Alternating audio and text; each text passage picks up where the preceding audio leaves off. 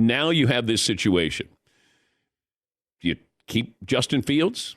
Certainly sounds like that, according to Peter. And then you passed up on the quarterbacks last year, and you're going to pass up on the quarterbacks this year.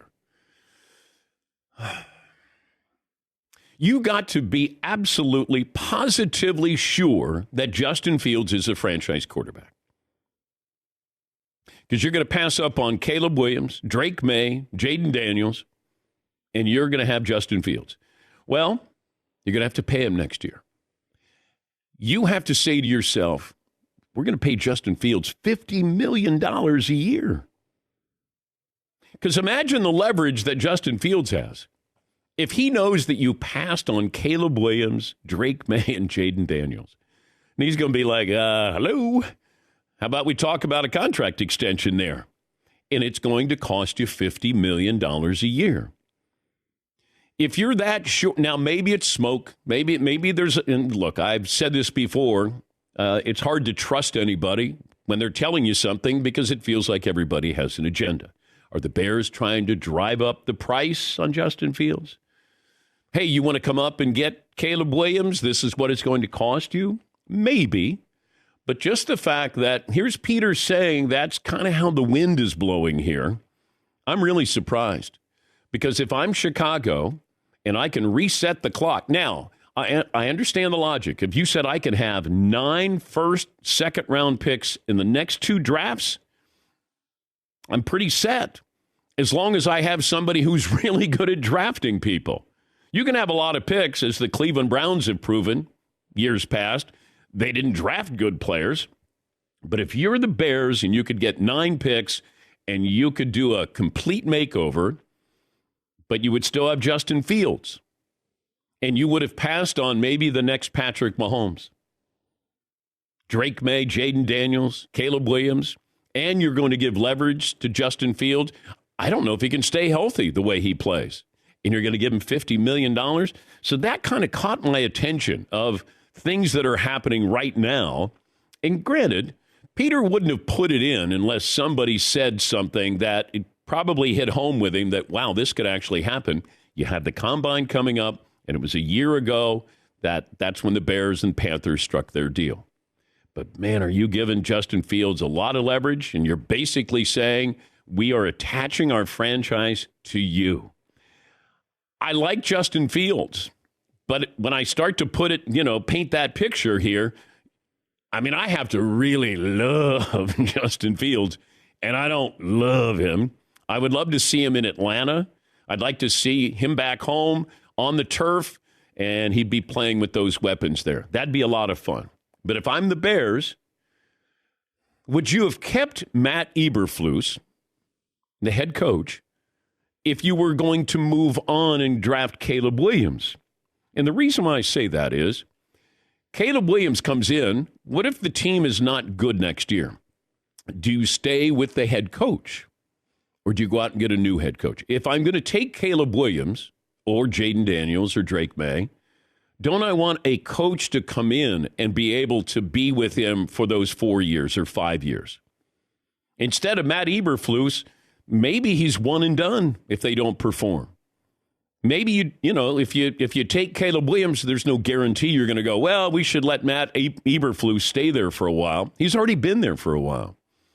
So it was one of those, wow, that kind of jumped out at me that, yes, Peter retiring, going to miss him, great contributor to the show.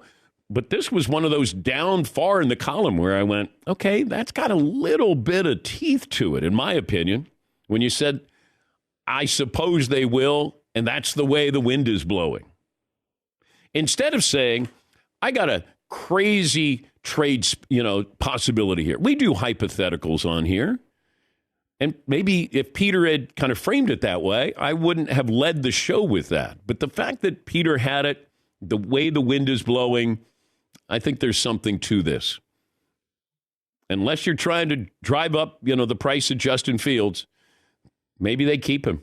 And maybe, you make some trades here. Atlanta needs a quarterback, and Washington needs a quarterback. Patriots need a quarterback. Wait a minute. Who's going to be trading up for that? What are you going to get for that? Washington's going to trade that? Well, the Raiders are also, keep an eye on the Raiders doing something as well, because they're kind of in no man's land to get the big name quarterbacks. And if you want to go up there, and I like Aiden O'Connell. I don't love Aiden O'Connell, but I like him. And can you go up? And what are you going to have to give up to go up and get one of those 3 quarterbacks? Because there's a big separation between Caleb, Drake, and Jaden. And then it dips down to Bo Nix, Michael Penix Jr. III, and J.J. McCarthy. It goes down a bit. Also, keep in mind, Russell Wilson. Russell Wilson is not going to be with Denver next year, in my opinion. I don't think that's going to happen. The question is, they're going to have to eat a lot of that salary, all of that salary, and Russ may end up somewhere where he's taken the league minimum. That's certainly been spoken about, and that would be interesting because Denver will then be in need of a quarterback. And I was told that J.J. McCarthy is a quarterback who would be on their radar. But once again, there's a lot of agendas. There's a lot of smoke. But Peter surprised me a little bit, and that's why I led the show with him. All right, 877-3DP show. Seton, what kind of poll question are you thinking about today? Look at you going deep right there. I know. Dangerang. Well, I know. I wasn't prepared for Fired that up, at ready all. to go. Yes, Paul. It is interesting, though. The last 2 times the Chicago Bears had a top 5 draft pick, 2017, they passed on Patrick Mahomes and Deshaun Watson. And How did that work out? And last year, now it's revisionist history because people weren't in love with C.J. Stroud, but they passed on C.J. Stroud last year when they could have taken him or even traded down a spot and taken him. Yeah. There's got to be some paranoia in the building about passing again. Yeah, ironically. It feels like they're going to do that again. Feels like it. And when you're scared of missing on someone, that's usually when you make a terrible pick, too. That's true. That's usually when you make an absolutely awful one. Yeah. Hey, how about we start with this? Should storming the court be banned? Left turn. I want to spend a little bit of time on this with what happened with Wake Forest and Duke. So we'll address that coming up. We'll address a lot of things. You got baseball has see-through pants. Yep. Is it see-through pants day at the ballpark? I don't know. I mean, it sounds like a marketing ploy. Hey, do you really want to see your star player? Randy Johnson really missed his window there. Whoa. The big unit. Yeah. If you know what I mean. We're back. What other questions do you have? Well, we could go with a better outfit than MLB's see-through pants or Rick Pitino's all-white suit. That's a classic. Yeah, the whiteout at the Garden. Yeah, got to. Rick hasn't had a good couple of weeks here. I never understood this. Like, you love coaching. Is that coaching that you denigrate, deride your team, and you call people? Like, show some composure here. Facilities are terrible. Like, what are you doing? Our recruiting was awful. Why did you take the job? You got enough, retire. It's like Doc Rivers. Doc sounds miserable. Dude, don't take the job. What else do you have? I got to change the narrative about this 3-1 series lead thing. All right. Thank you, Doc. It's been a lot harder than I thought it'd be. Yeah. Dude thought he was walking into a ring. Yeah, and he might be, but good God, he sounds like he, at gunpoint, they made him take it. Nope. You imagine? No, never mind. I'm not going to get it. No. You know what? Let me take a break. We'll take a break, and then we'll settle on a poll question here. And it's great to be back. It is. I missed you guys. And you too, Todd. Thank you. Although it's hard to miss you when I feel like you never leave me.